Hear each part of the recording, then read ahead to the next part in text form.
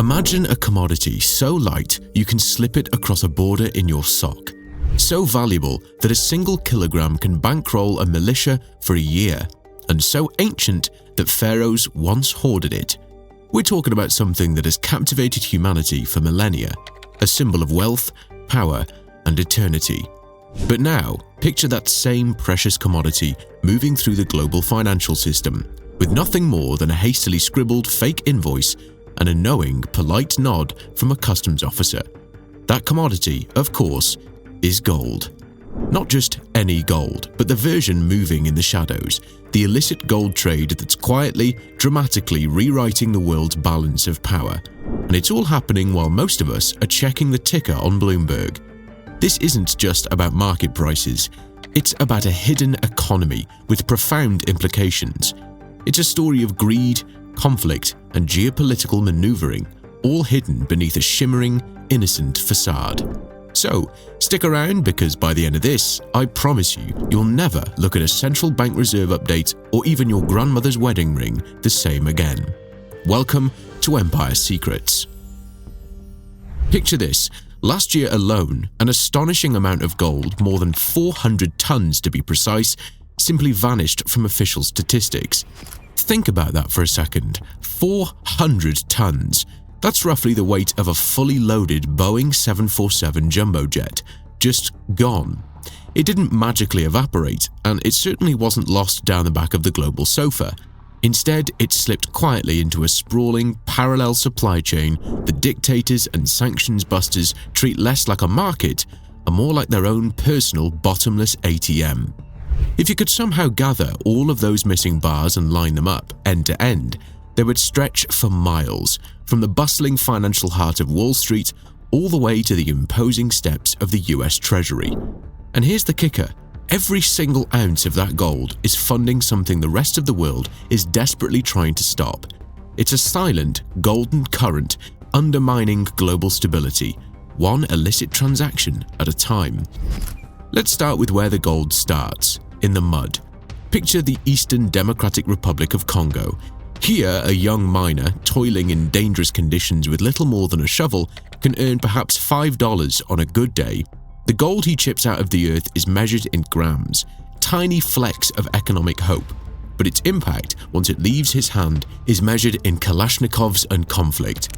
Rebel groups tax each gram extracted and sell it to itinerant buyers. Within 48 hours, that gold is on a motorcycle taxi speeding towards the border. And here's the crucial part. Once it crosses that frontier, it gets mixed in with legitimate ore.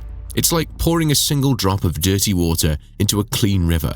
Once mixed, it's impossible to tell where the pollution came from. The United Nations estimates over 98% of Congo's artisanal gold leaves the country undeclared. This doesn't make it a poorly documented flow, it makes it a gaping hole in global oversight. That's not a rounding error in a ledger, that's an entire ledger written in invisible ink. From Africa, that gold boards a commercial flight, often in a courier's luggage listed as scrap metal samples. Its destination? Dubai. Why? Because the United Arab Emirates has a lax regulatory environment, acting like a global laundromat for dirty gold. Landing fees are low and customs paperwork can feel like it was filled out in crayon for all anyone cares. The UAE only requires a self-assessed reasonable proof of origin.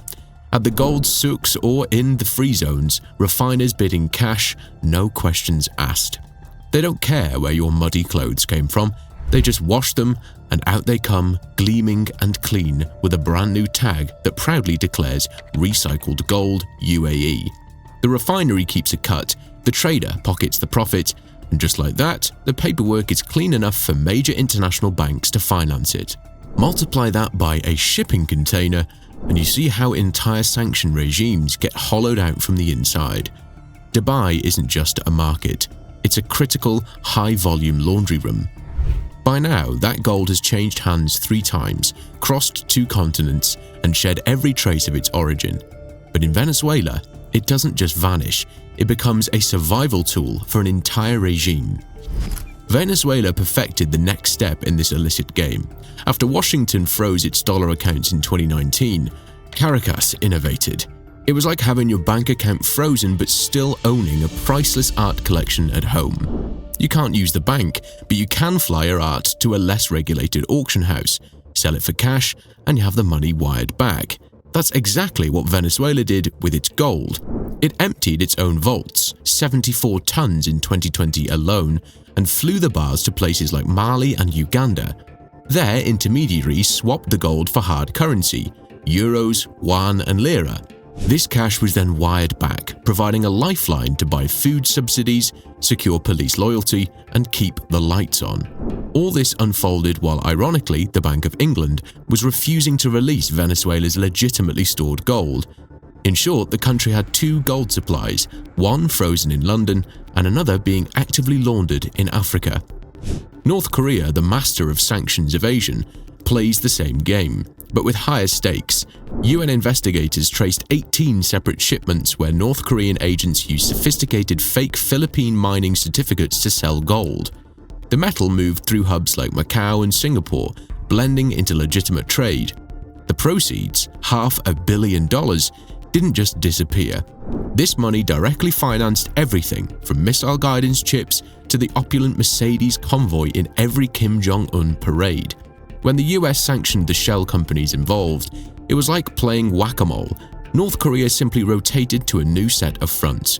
Trying to stop them is like trying to block a stream of water with your hands. As soon as you plug one leak, the water just finds a new path. The gold kept moving, the missiles kept launching, and the sanctions never touched the metal itself. Latin America offers another chilling perspective. In Peru's Madre de Dios region, drug cartels pivoted from cocaine to gold. The logic is a simple business calculation.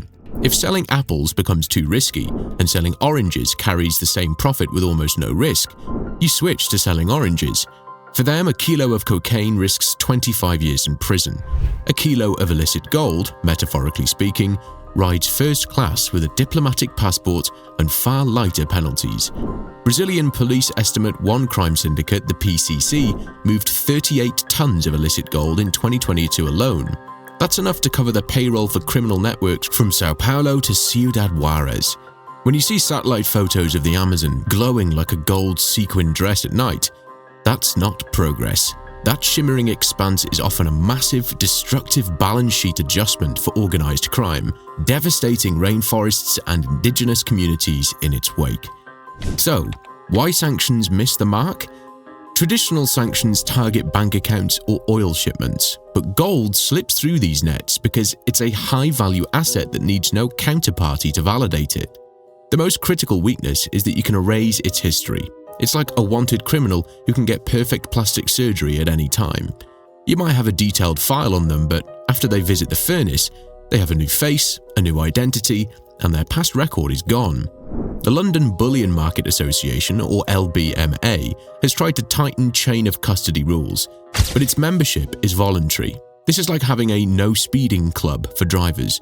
It's great for the members who join, but it does nothing to stop the drivers who refuse to join and keep speeding.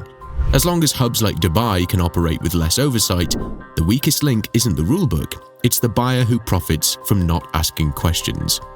Here's the part that really keeps regulators up at night. Some of the biggest purchasers of this ghost gold are sovereign states themselves. Between 2021 and 2023, central banks globally accounted for a quarter of all gold demand. The problem is, not all of them care about where the gold comes from. A 2022 study found compelling evidence that several national banks bought bullion that, statistically, couldn't have come from their declared domestic mines. It's like a small-town bakery claiming to produce 1 million loaves of bread a day, even though its oven can only bake 100. You know they're getting the other 999,900 loaves from somewhere else, and they aren't saying where. This means somebody's national reserves, the very backing of their currency, are literally stuffed with conflict metal. The only thing backing their currency might tragically be the blood-stained shovel of a child miner. The human and geopolitical costs are immense, but so is the environmental bill. 1 gram of gold requires moving 60 kilograms of earth. Now multiply that by the 400 ghost tons that vanish annually. The scale of destruction is staggering. Mercury, a cheap refining agent, is a silent killer. Just 1 teaspoon can contaminate a 20-acre lake for generations. In Indonesia's Kalimantan region, doctors record mercury levels in newborns 10 times higher than WHO limits. It's as if there's a hidden environmental tax on every illicit bar. For every gleam of polished gold in a vault, there's a corresponding shadow of a poisoned river or a clear-cut patch of rainforest that nobody ever sees on the balance sheet. When mining replaces farming, it also creates food shortages, which militias then tax, further exploiting vulnerable communities. Every few months, a headline claims blockchain will solve gold's tracing. The idea is to etch every bar's journey into an immutable digital ledger. It's a nice theory, but reality bites. This is like trying to use a GPS tracker to find a stolen car after the thief has already taken it to a chop shop, dismantled it, and sold the parts. The original car and its tracker no longer exist. You can't digitally trace a kilo of gold that's already been melted down and re-refined. Furthermore, refineries hate sharing proprietary data. Until every single vault, smelter, and pawnshop is legally forced to scan a tamper-proof tag on every ounce, the chain of custody will remain a polite fiction. The technology exists today, the will, however, clearly doesn't. So, what would actually work? First, extend the Kimberley process model, which certifies conflict-free diamonds, to gold, but make it more robust. No audit, no access to the legitimate market. Second, treat refineries like banks. It's like telling a pawnshop that if they knowingly buy stolen goods, they don't just lose the goods, they lose their business license. If a refinery launders conflict metal, revoke its license to operate in dollars or euros. Third, slap tariffs on re-exports from hubs that fail to meet standards. This is like putting a heavy tax on gas-guzzling cars to encourage people to buy fuel-efficient ones. You make the dirty option economically unattractive. Finally, empower consumers. If jewelers were legally mandated to display a dirty gold warning, much like California's carcinogen labels, demand for ethical metal would soar. Analysts now agree that the price of gold is entering a structurally elevated phase. For instance, the World Bank projects a 35% increase in the gold price in 2025 compared with the prior year. Meanwhile, the World Gold Council reports that over the past 3 years, global central bank purchases have exceeded 1,000 metric tons per annum, roughly double the average of 400 to 500 tons in the prior decade. If trends hold, over 1,000 tons of gold a year could disappear into the black market. That's enough to fund every insurgency from the Sahel to the South China Sea. This impending boom isn't just an economic forecast, it's a geopolitical alarm bell, signaling a surging conflict directly tied to the allure of its illicit gold. But the story doesn't end with crime, it ends with power, because as the world's financial plumbing reroutes through gold, a quiet revolution is taking shape, one that could make the dollar itself optional. Here's the bigger picture. The same illicit gold that circumvents sanctions also erodes dollar hegemony. Imagine the global financial system is a highway where all tolls must be paid in US dollars.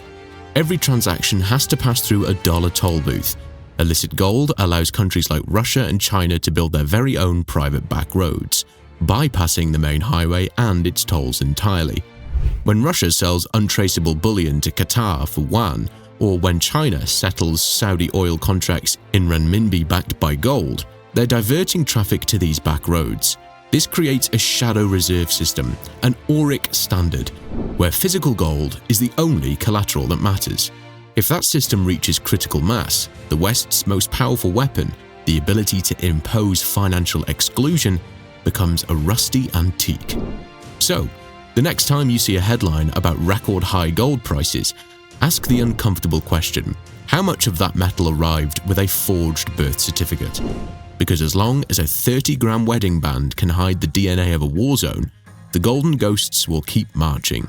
The stakes aren't just economic, they're the difference between a world where value is built and a world where it's stolen, melted, and reborn as profit. And here is the disturbing truth. Gold has always promised permanence, yet it keeps proving how easily morality melts under heat. Every era has its currency of power. Silver once, oil later, data today. But gold endures because it can cross any border erase any past, and belong to anyone willing to look away. Maybe that's the real lesson. In a world obsessed with purity, the most valuable things are often the most tainted. If this story feels remote, remember that every ring, every circuit, every reserve vault connects back to this same current, one that decides who stays rich, who stays silent, and who keeps digging. Hit subscribe if you want to keep uncovering how the world's wealth is really made and moved. And tell us in the comments, if purity had a price tag, would you still buy it? Stay tuned. In our next investigation, we'll uncover the shadow dollar, the hidden financial network quietly replacing the system we thought we controlled. Until then, keep your eyes open, and maybe, just maybe, look twice at what shines too easily. This is Empire Secrets.